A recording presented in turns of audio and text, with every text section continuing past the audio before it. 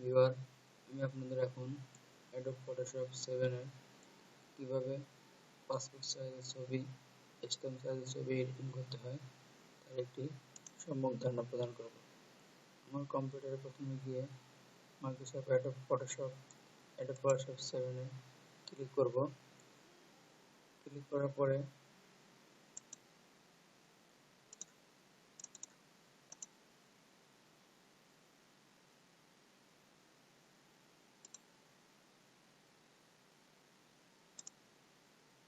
Adobe Photoshop open হয়ে গেল। Adobe Photoshop open হওয়ার পরে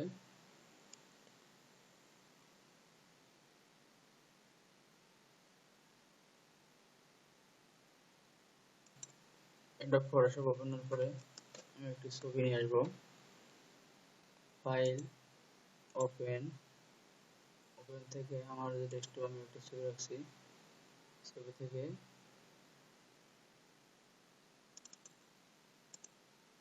ওপেন করব। ওপেন করার পরে ছবিটিকে টুলবার সন্ধানে file, edit, image, layer, select, filter, view, window, প্রত্যেকটা লেয়ারের আলাদা আলাদা অংশ আছে। এখন আমি বিভিন্ন বার সম্বন্ধে পরিচিত করাবো। Select bar, moving bar, magic bar, lasso tool bar, filling brush, brush tool, eraser tool, guardian tools, broad tools. আমাদের মেন কাজ হবে ক্রপে গিয়ে আমি সাপোজ পাসপোর্ট সার্চ করি, হাইট এবং ওয়াইডটা কতটুকু হবে। ওয়াইড হবে 39 মিলিমিটার, হাইট হবে 49 মিলিমিটার, রেজুলেশন 300। ইন্টার দিয়ে ছবি থেকে আপনি ক্রপ করে নিন, ক্রপ করে ইন্টার দেন। ইন্টার দেওয়ার পরে আমার ছবিটি হয়ে গেল। কন্ট্রোল অল্টার এস দিলে সেভ নেন, PPSIZD পাসপোর্ট সাইজ। ওকে, এর মধ্যে আপনি আবার আপনি করবেন, করার সাইজে এক পেজে 6টি ছবি সাজাবেন। তাহলে এই ছবিটাকে নিয়ে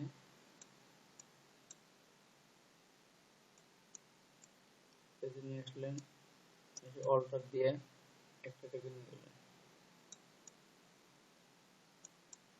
অল্টার চাপ দিতে কিবোর্ডে ক্লিক করে করে নিয়ে গেলেন।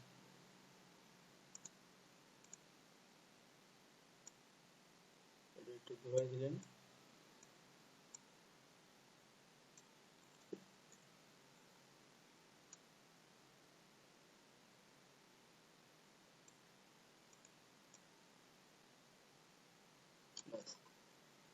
ছয়টা ছবি হয়ে গেল। কন্ট্রোল এস গেলাম 4R সাইজে জেপিজি থেকে কনভার্ট করে ছেড়ে দিলাম।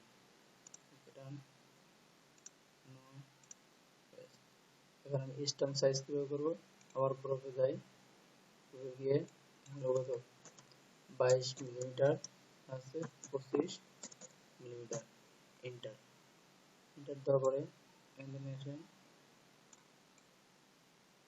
সিলেক্ট দিয়ে ওকে। এখন আবার নতুন পেজ নেন, একটা পেজে ফ্রি মুভ নিয়ে পাশে ক্লিক দিয়ে টান দেওয়া হয়ে যায়, এক পেজে অ্যাভেলেবল ছবি হবে।